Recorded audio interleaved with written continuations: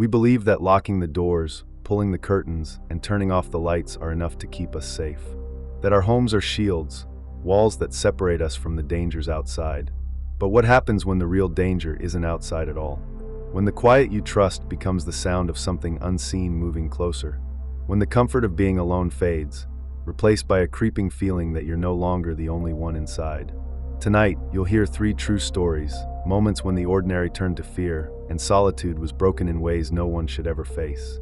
But before we get started, here's something strange. Most viewers make one huge mistake. They leave without subscribing. Don't be one of them. Hit that subscribe button now, because tonight's journey into darkness is just the beginning. These stories will only grow more unsettling, and trust me, you won't want to miss what's coming next. Now, I want to hear from you. Where are you watching from, and what time is it there? Let me know in the comments below, because the night is just getting started, and the horror is about to unfold. Lena Harper lived alone in a quiet suburban neighborhood where the streets seemed to hold their breath once night fell.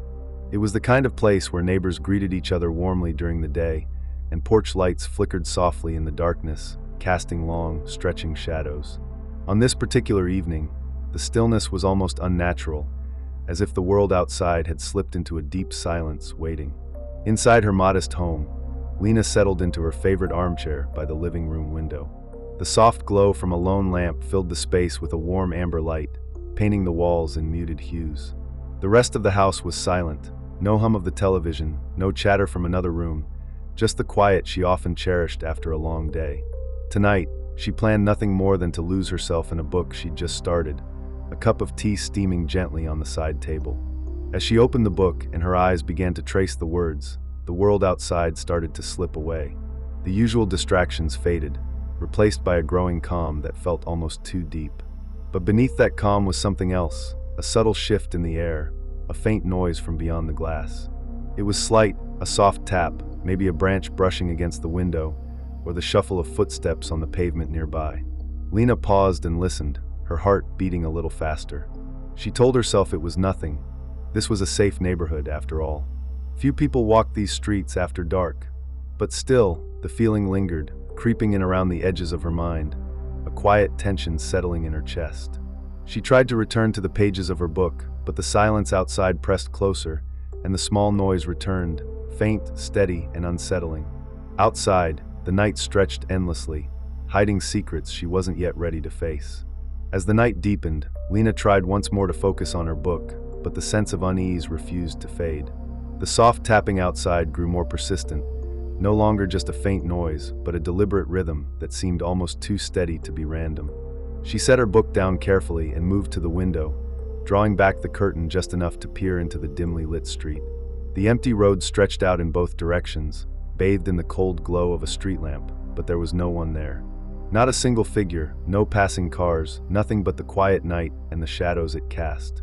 She exhaled slowly, telling herself to stop imagining things. Maybe it was a branch caught in the wind again, or a stray animal scurrying past. But even as she convinced herself, the feeling of being watched grew heavier. Lena's eyes darted to the front door, locked tight hours ago, and then to the back where the garden gate sat quietly, swaying just a little in the night breeze. The house was supposed to be safe. It had to be. Then her phone buzzed softly on the table beside her. Relief washed over her as she reached for it, but when she unlocked the screen, there was no message. Just a blank screen. A second later, the signal bars disappeared entirely, leaving her with no connection to the outside world. Her pulse quickened. It wasn't like her phone to lose signal inside the house. The thought pressed down on her chest. What if this was no coincidence? The tapping at the window stopped abruptly, replaced by a slow, deliberate scraping sound, like fingernails tracing the glass. Lena froze, breath caught in her throat. She blinked hard, scanning the street again. Still no one there. No shadow, no movement. Yet the sound came again, sharp and cruel. She stepped back from the window, her mind racing, every instinct screaming to lock the doors again, to hide. But where could she hide from something unseen, something already inside the walls? Her heartbeat thundered in her ears as she reached for the hallway light switch, only to find the bulbs flicker and die, plunging her into darkness. The quiet house suddenly felt immense and empty, every creak and groan amplified in the silence. Lena's eyes struggled to adjust as a new sound emerged: footsteps. Slow, deliberate footsteps pacing just outside her front door. The soft scrape of shoes on the wooden porch, moving back and forth, closer and farther, but never away. She reached for the kitchen knife on the counter, fingers trembling as the footsteps continued. There was no way out, no call for help, just the night closing in tighter around her. And somewhere in the silence, a single note slipped under the door, a message she couldn't yet read, but knew would change everything. The footsteps outside her door grew heavier, each step slower than before, as if whoever was there was no longer just pacing but deciding. Lena's breath caught in her throat. Every instinct screamed at her to run, but she was frozen, caught between the desperate need to flee and the paralyzing weight of fear. The knife in her trembling hand felt impossibly small, useless against whatever waited beyond the door. Suddenly, the doorknob began to turn, slowly, deliberately. The soft click of the lock disengaging sent a shiver straight down her spine. Lena's heart pounded so loudly, she was sure whoever was outside could hear it. She pressed herself against the far wall, trying to become as small and invisible as possible. The door creaked open a few inches, just enough to reveal darkness, a shadowy shape that refused to step fully into the light. There was no face, no clear form, just an outline moving ever so slightly, like something slipping between worlds. Lena held her breath, eyes fixed on the narrow gap. The intruder's hand reached inside, dragging a cold, slow finger along the edge of the door, tracing a path that felt like a warning. A whisper brushed past the threshold, too faint to understand, but heavy with intent. Lena's grip on the knife tightened until her knuckles went white. She backed away inch by inch, eyes locked on the door. Then the footsteps stopped.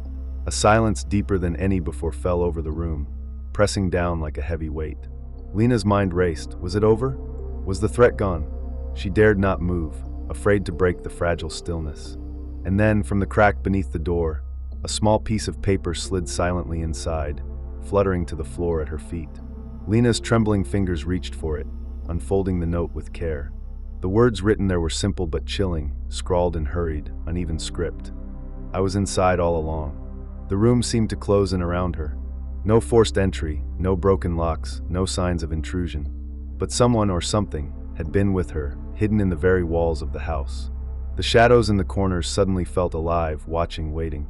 And the phone, smashed and dead in the kitchen, was a silent witness to the impossible. Lena knew then that the nightmare was far from over. Lena stood frozen, the note still trembling in her hand. The words echoed in her mind. I was inside all along. How could that be? She scanned the room with wide eyes, searching for any sign of movement, any clue that might explain how someone had been so close, yet invisible. She moved cautiously through the house, checking every door, every window, every shadowed corner. Nothing was disturbed. No footprints, no unlocked doors, no forced entry. The locks were all intact, the windows shut tight. It was as if the house itself was holding its breath, hiding a secret just beyond her sight. Her phone lay shattered in the kitchen sink, water pooling around it. The screen was cracked beyond repair, and there was no way to call for help. Panic welled up inside her, thick and cold. She realized the isolation was complete, the quiet neighborhood, the empty streets outside, the sudden loss of connection to the world beyond her walls. She thought back to the subtle noises from earlier, the footsteps pacing outside the door, the tapping on the window, the scraping at the glass. Had it all been part of the same presence? Something that didn't need to break in, because it was already inside. Then, a sound she hadn't noticed before, a faint whisper, almost a breath, coming from the hallway behind her. Lena whipped around, heart pounding, but saw nothing. The shadows seemed to stretch and pull, shifting like living things. Her skin prickled, every hair standing on end. And then, from the corner of her eye, a flicker, something just beyond sight, a fleeting movement too quick to catch. The air grew colder, the silence heavier. She wasn't alone. The thought settled over her like a dark cloud. The real danger wasn't outside. It had never been outside. It was already inside. But as dawn crept gently through the windows, brushing the room with pale light, something shifted. The cold weight in the air began to lift, like mist burning off under the morning sun. Lena sat silently on the floor, the note still clutched in her hand, but her breathing slowed, her mind clearing. Whatever presence had haunted the night had receded, at least for now. The house, though still and quiet, no longer felt suffocating. For the first time in hours, she rose to her feet, walked to the front door, and opened it wide. The world outside was calm, the sky soft with the colors of a new day. Maybe the fear would return with the next sunset. But for this one morning, Lena let herself believe she was safe. In a remote stretch of countryside, far from the hum of city life, lived a man named Mara Collins. Middle-aged and accustomed to solitude, Mara's home was a modest farmhouse surrounded by dense woods, the kind of place where the silence itself felt heavy. The nearest neighbor was miles away, and on nights like this, when the wind howled through the trees, that distance felt even greater. This particular evening, a fierce storm had rolled in, blotting out the stars and drowning the world in sheets of rain. Thunder rattled the windows, and flashes of lightning briefly lit the darkened sky. Inside, Mara sat near the fireplace, but the storm had knocked out the power. The house fell into near-complete darkness, save for the occasional flicker of lightning and the faint glow of embers. The sudden quiet was unsettling. The usual creaks and groans of the old house felt amplified, every small noise sharp and intrusive. Mara reached for his flashlight, only to find the batteries dead. He sighed, knowing what he had to do. He rose slowly, muscles stiff from the day's work, and made his way toward the basement door. He needed candles, light to push back the shadows, and he hoped the old matches in the workshop still worked. Each step down the wooden stairs creaked beneath his weight, echoing in the cold, damp space below. The basement was a cluttered workshop filled with tools and half-finished projects, a place Mara spent hours during quieter days.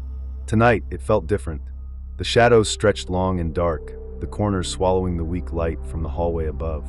The storm raged louder outside, rain hammering the roof like distant drums, the wind moaning through cracks in the walls. As Mara moved to the workbench, he noticed the sudden chill in the air, a coldness that didn't belong to the storm outside. The basement's stillness pressed in on him, and for a moment he hesitated, an unshakable feeling that he was not alone. Mara stood in the dim basement, the weak glow of his flashlight barely pushing back the thick shadows that clung to the corners. Outside, the storm's fury continued unabated, thunder rumbling low like a warning. He reached for a box of old candles on a dusty shelf, his fingers trembling slightly, not from the cold, but from a growing sense of unease that refused to loosen its grip. As he moved toward the stairs to head back upstairs, a faint sound caught his attention. Footsteps. Soft, deliberate, pacing just beyond the basement window, where the storm-splattered glass blurred the view. He froze, heart pounding, staring into the darkness beyond the glass. But no figure appeared, no shadow slipped past the window's edge. Yet the steps continued, slow, steady, measured, like someone waiting, watching. Mara's breath hitched. He called out softly, but the storm swallowed his voice. The power, already unstable, flickered violently, light flashing and dying in rapid bursts, until the house was plunged once more into thick darkness. The only light now came from his failing flashlight, the beam shaking in his grasp. He reached for his phone to call for help, but the screen stayed black, no signal, no bars. Panic tightened around his chest as he tried again and again, desperation mounting with every failed attempt. The storm had cut him off completely, no calls, no messages, no connection. Then, a quiet shift. A small piece of paper slid silently beneath the basement door. Mara bent down, his hands numb as he picked it up. The note was hastily scrawled, the ink smeared in places as if written in a hurry. "You're not alone. I'm closer than you think." The words burned into his skin like ice. He slammed the door shut and leaned against it, breathing ragged, every muscle tense. The shadows around him seemed to flicker unnaturally, twisting and warping with the unstable light. Something moved just out of sight, too fast, too silent, vanishing before he could turn his head. The basement, once familiar and safe, had become a cage. Outside, the storm raged on, but inside Mara's home, the real storm had only just begun. The basement door groaned under the weight of Mara's lean frame as he pushed against it, trying to hold back the darkness pressing in from every side. The note's words echoed in his mind. "You're not alone. I'm closer than you think." A chilling promise that sent ice crawling down his spine. His flashlight flickered, its beam wavering like a candle in the wind, barely penetrating the thick shadows that now seemed to pulse and breathe. Suddenly, footsteps echoed behind him, slow, measured, deliberate, coming from the depths of the basement itself, not outside. The sound was unmistakable, heavy boots scraping against the concrete floor, circling, closing in. Mara's breath hitched, muscles tensing as fear blossomed into cold dread. He wanted to run, to climb the stairs and escape into the stormy night, but his legs felt rooted, paralyzed by the weight of the unseen.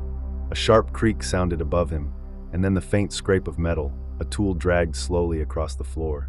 Mara's flashlight flickered again, and for a moment, a shape materialized in the corner of the room. A tall, indistinct figure, obscured by darkness but moving with a slow, unnatural grace. Mara's heart hammered, every instinct screaming for flight. He stumbled backwards, knocking over a workbench cluttered with tools. The clang echoed sharply, and in response, the figure paused, almost as if weighing its next move. Mara's hands shook violently as he reached out blindly, grabbing a wrench from the floor. It felt cold and heavy, a fragile lifeline in the suffocating dark. The footsteps stopped. The air thickened, every breath a labor, every second stretching into an eternity. Then, just when the silence threatened to crush him, a low, guttural whisper drifted from the shadows, impossible to understand but heavy with menace. Mara's eyes darted around, searching for the source, but the darkness swallowed everything whole. And then, without warning, the basement door slammed shut upstairs, a thunderous, final sound that sealed him inside with whatever was lurking. The nightmare had begun. Morning light struggled to pierce the thick curtains of Mara's farmhouse. Outside, the storm had passed, leaving the world washed clean but heavy with silence. Neighbors, alerted by the howling wind and Mara's absence, found him collapsed just beyond his front porch, bruised, disoriented, and barely conscious. They called for help, voices trembling as they recounted what little they knew. Back inside, the basement was eerily calm. The door Mara had slammed shut was now closed tight, no signs of forced entry or struggle anywhere in the house. But the air remained thick, unnatural, almost suffocating in its stillness. Tools lay scattered, but there was something different now. A series of objects arranged on the workbench in a pattern so precise it looked deliberate. Wrenches, hammers, and scraps of metal were placed side by side, forming a shape Mara couldn't understand, but that felt profoundly wrong. When the police arrived, they found no clear evidence of an intruder. No footprints in the muddy yard, no broken locks, nothing to suggest someone had slipped in or out. Mara's story seemed unbelievable, his fractured recollections of footsteps and whispers drowned beneath the storm's roar. Days later, as Mara recovered, he found a small, hidden camera taped beneath his workbench. The lens was cracked, but the memory card inside held footage that defied explanation. On the grainy video, shadows moved of their own accord, stretching and twisting in the dark corners of the basement. And there, just beyond the reach of the flashlight beam, a figure lingered, motionless yet watching, its eyes glowing faintly with a light that was not human. Mara never understood what he encountered that night. Was it a person? Something else? Whatever it was, it had been waiting for him long before the storm arrived. And it still watched, because some nightmares don't end when the sun rises. They only begin to take hold. In the heart of a bustling city stood a modest apartment building, worn but sturdy, its walls holding countless stories, some bright, others shadowed with secrets. On the 7th floor lived Isolde Grant, a single mother who balanced the demands of work and parenthood with quiet determination. Her small apartment was a refuge from the chaos of the city outside, a place where she and her young child could find peace at the end of each long day. Tonight, the rain hammered relentlessly against the windows, drumming a steady rhythm that masked the usual noises of the city below. Thunder rolled softly in the distance, but inside the apartment, the air was still and heavy. Isolde's child lay asleep in the adjacent room, breathing softly beneath a thin blanket, oblivious to the storm beyond. Isolde sat quietly in the dim glow of the bedroom lamp, folding laundry with tired hands, when a sudden sound from the hallway froze her mid-motion. A faint creak, a whisper of movement, too subtle to be certain, yet enough to send a ripple of unease through her chest. She paused, listening intently. The usual noises of neighbors and traffic were muffled by the rain, leaving the faintest sounds exposed, fragile in the silence. Her heartbeat quickened as she rose, moving carefully to the door. She locked it with practiced precision, the click of the bolt a small comfort in the growing tension. Every nerve in her body prickled with alertness. She double-checked the windows, secure and shut tight against the storm's fury, and returned to the bedroom, where shadows pooled in the corners like dark water. The only sounds now were the steady beating of rain against glass, the soft hum of distant thunder, and the rhythmic rise and fall of her own breath. Isolde sat close to the door, clutching a small kitchen knife she kept nearby, not because she expected danger, but because she knew the world was no longer certain. Outside, the storm swallowed all other noise, isolating her within these walls. The city, once lively and alive, seemed to have slipped away into something colder, more distant. And inside, the quiet was deeper than ever, an empty space waiting to be broken. The rain outside intensified, pounding against the windows like the steady beat of a warning drum. Inside the apartment, Isolde sat motionless, the knife clutched tightly in her hands, her knuckles white. Her ears strained to catch any sound beyond the heavy drops and the muffled thunder rolling through the city. Then, from the dim hallway beyond her locked bedroom door, came the first subtle sound, a faint creak, like floorboards shifting under weight. Her breath hitched, every muscle taut with alertness. She whispered her child's name softly, relieved when the only reply was the quiet, even breathing from the next room. But the feeling of vulnerability gnawed at her, sharper than any blade. The footsteps began again, slow, cautious, moving just outside the door. Each step was deliberate, measured, echoing faintly in the narrow corridor. There was no shadow on the peephole, no hint of a figure. It was as if someone was stalking the edges of her world, just out of sight, but close enough to hear the quickening thump of her heart.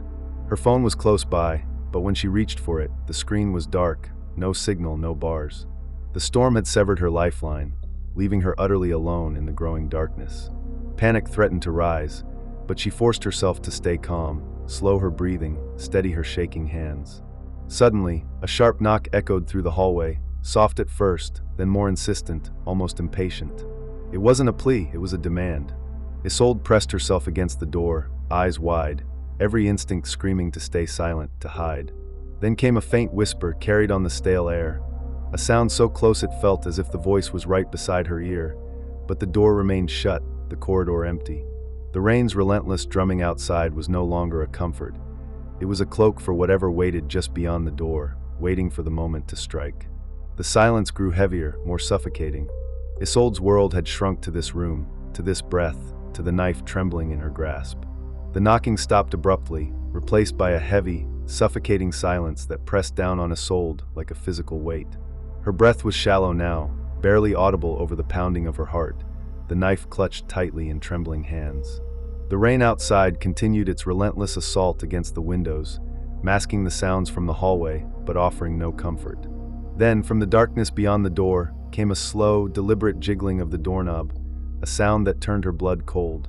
It twisted and turned, testing the lock, a methodical intrusion into the fragile safety she'd fought to build.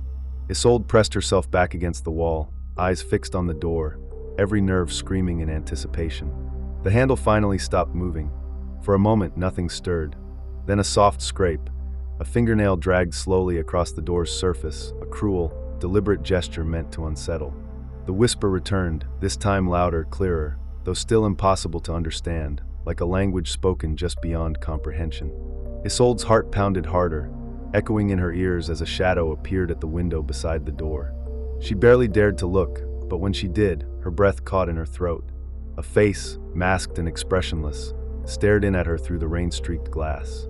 Eyes locked onto hers with an unblinking intensity that felt inhuman. The figure's gaze held a promise of violence and silence, a cold and terrible patience. She stepped back, panic threatening to overwhelm her, but she couldn't break the gaze.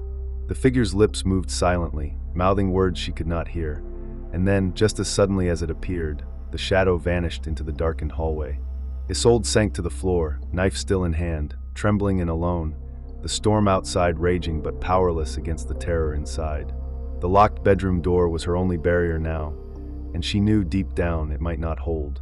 Dawn's pale light seeped through the heavy curtains, casting long, uncertain shadows across the quiet apartment. The storm had finally passed, leaving behind a fragile calm that felt both a relief and a warning. Isolde sat on the bedroom floor, knees drawn close, still clutching the small kitchen knife as though it were the only thing standing between her and the darkness. She hesitated, then slowly pushed open the bedroom door, stepping into the hallway that had been the stage for her terror the night before. The air was thick and still, heavy with a silence that seemed unnatural after hours of relentless noise. The apartment looked untouched, no sign of forced entry, no footprints in the thin carpet, no disturbance to her child's sleeping form in the next room. But the unease lingered, settling deeper into her bones. As Isolde moved toward the window where the masked figure had stared in, she noticed something she hadn't before. A faint set of smudges on the glass, too high for a child, too careful to be accidental. Her fingers traced the marks, cold and sticky, and her mind raced. The face she saw wasn't human. Not quite. That realization twisted inside her, sharpening her fear. She scanned the hallway again, then back to her sleeping child, heart pounding with a terrible question. Had the figure ever truly left? Had it been watching from inside the walls all along, waiting for the night to come? The locked door, the silent whispers, the impossible disappearance. They were pieces of a puzzle she wasn't meant to solve. Isolde's phone buzzed suddenly in her pocket, startling her. She pulled it out, one new message, no contact name, just a single sentence. "Thank you for letting me in." The words chilled her deeper than the storm ever could. Isolde stood frozen, her breath shallow as the message lingered on the screen. But then, a soft sound drew her attention, a sleepy murmur from her child's room. She turned, the knife still in hand, and walked quietly to the doorway. There, curled beneath the covers, her child slept peacefully, untouched by the night's horrors. The morning light filtered in gently now, golden and calm, brushing the walls with warmth. Isolde exhaled slowly and set the knife on the table. Whatever had happened, whatever it meant, they were still here, together. And sometimes that was enough to begin again. Some dangers don't knock. They slip inside when you least expect it, and sometimes they never leave. As the shadows of these stories linger in your mind, remember, fear doesn't always roar. Sometimes it creeps in silently, in the spaces you least expect, in the moments when you think you are safest. The walls around us are meant to protect, but what if they hold secrets instead? Which of these home invasion stories chilled you the most? Was it story 1, story 2, or story 3 that chilled you the most? Share your thoughts and stories below. I want to hear if you've ever felt that creeping dread in your own home, or if something you can't explain ever crossed your path. If these true stories made you look over your shoulder, if they unsettled you enough to double-check your locks tonight, then hit that subscribe button. There are many more real-life horrors waiting to be uncovered, stories that will make you question the safety of your own walls and the quiet that lives within them. Turn on notifications so you never miss a tale that reminds us all. Sometimes, the most terrifying things happen when you're completely alone. Thank you for watching. Stay safe, stay alert, and remember, the darkest stories are often the ones that really happened.